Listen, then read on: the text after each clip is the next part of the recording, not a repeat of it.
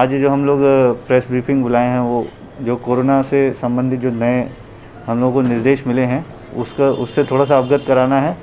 तो इसमें सर्वप्रथम तो जो ये आदेश निकला है 6 जनवरी से 21 जनवरी वाला, उसमें अभी तक जो कोरोना की गाइडलाइन थी उसमें कुछ रेस्ट्रिक्शंस इसमें लगाए गए हैं, जिससे आप लोग अवगत होंगे ऑलरेडी कि नाइट कर्फ्यू है। और इसमें अन्य सारी चीज़ें हैं जो एसेंशियल चीज़ें हैं वो सब चलती रहेंगी, परिवहन वगैरह हमारा चलता रहे। सबसे इम्पॉर्टेंट इसमें यही है कि जो कोरोना का जो बिहेवियर जो होता है, अप्रोप्रिएट बिहेवियर जिसे कहते हैं, वो लोग नहीं अनुपालन कर पा रहे थे, तो उसको जो है कहीं ना कहीं एक बार कड़ाई से उसका पालन करवाने के लिए आवश्यक हो गया है। एक तो सामाजिक दूरी उसको बनाए रखें, और कोरोना में जो मास्क का उपयोग है वो बहुत कम होता जा रहा है, तो मास्क का उपयोग करना है। इसी से संबंधित हम लोगों ने मास्क का धावा दल भी तैयार किए हैं। मास्क चेकिंग अभियान डेली उसमें जो है वो चलेगा और उन पे फ़ाइन होगा। वो भी हम लोगों की कार्रवाई लगातार चल रही है, उसकी डेली रिपोर्टिंग हम लोग कर रहे हैं। ऑक्सीजन के जो है प्लांट हमारे दोनों अनुमंडल अस्पताल और सदर अस्पताल में लगा हुआ है, फंक्शनल है, उसकी फंक्शनलिटी हम लोग चेक करा रहे हैं लगातार। जितना भी ऑक्सीजन सिलेंडर्स है हमारा वो हम लोग भरवा के एकदम तैयार रखे हुए हैं। ऑक्सीजन की कमी कहीं पर नहीं होगी, उसकी दिक्कत नहीं होगी। ऑक्सीजन कॉन्सेंट्रेटर भी पूरी तरीके से हम लोगों के पास उपलब्ध हैं। सभी दवाएं उपलब्ध हैं, इसकी एक बार समीक्षा कर ली गई है। और एक जो प्रोटोकॉल जो है हम लोगों का बनेगा, अभी देखिए माइल्ड केसेस ज़्यादा आ रहे हैं, तो माइल्ड केसेस का जो है वो होम में ही उसका ट्रीटमेंट है, होम आइसोलेशन में जाएंगे। और जो होम आइसोलेशन में जा रहे हैं उन सभी को एक मिनिमम मेडिकल किट है जिसमें 5 दवाएँ हैं, उसके बारे में भी बता देंगे। पैरासीटामॉल है, एजिथ्रोमाइसिन है, विटामिन बी है, विटामिन सी है, जिंक है। तो जो भी गाइडलाइन में 5 दवाएं हैं उनकी किट एक बना के वितरित की जा रही है।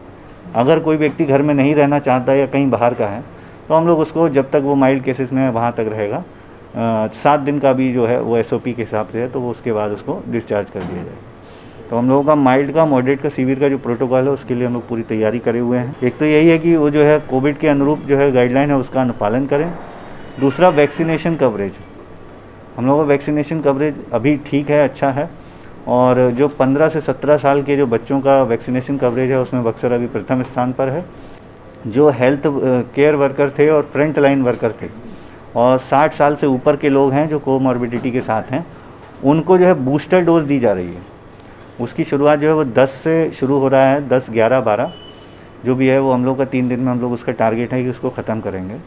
9 to 9 रैपिड एंटीजन टेस्टिंग के लिए एक केंद्र खोल दिया जाएगा, जिसमें अगर कोई भी व्यक्ति कभी भी चाहे, अगर अपना टेस्ट कराना चाहता है तो वाकई करा सकता है। हाँ, RAT वाला रैपिड एंटीजन टेस्ट, इसका भी जो है वो नगर भवन में खुल रहा है 9 to 9। ठीक है, तो वो ये हो जाएगा टेस्टिंग के लिए। ट्रेनिंग पे भी हम लोग वर्क कर रहे हैं। जो भी हम लोगों के पास अभी नए ANM और GNM भी आए हैं, उन लोगों को ट्रेनिंग जो है वो एम्स से हम लोगों का अभी प्रशिक्षण उसको दिला दिया जाएगा। अभी वो स्थिति नहीं है, पैनिक नहीं है, लेकिन हम लोगों को तैयार रहना है। और सबसे इम्पोर्टेंट बात रहेगा कि होम आइसोलेशन में जाके अपना ट्रीटमेंट जो है वो अच्छे से वो अपना वो कर सकें लोग। ठीक है, और उसके लिए जो है मेडिकल की किट तो हम लोग दे ही रहे हैं। और एक जो नई गाइडलाइन आई है कि 7 दिन के बाद, पहले 10 दिन था होम आइसोलेशन में, अगर कोई सिम्टम नहीं रहता है, अगर 3 दिन तक बुखार नहीं रहता है, तो अब जो है 7 दिन के बाद उसको टेस्ट कराने की आवश्यकता नहीं है। एक बार पॉजिटिव आया है, 3 दिन बुखार नहीं है, 7 दिन निकल जाएगा तो उसको नेगेटिव ही वो कंसीडर किया जाएगा।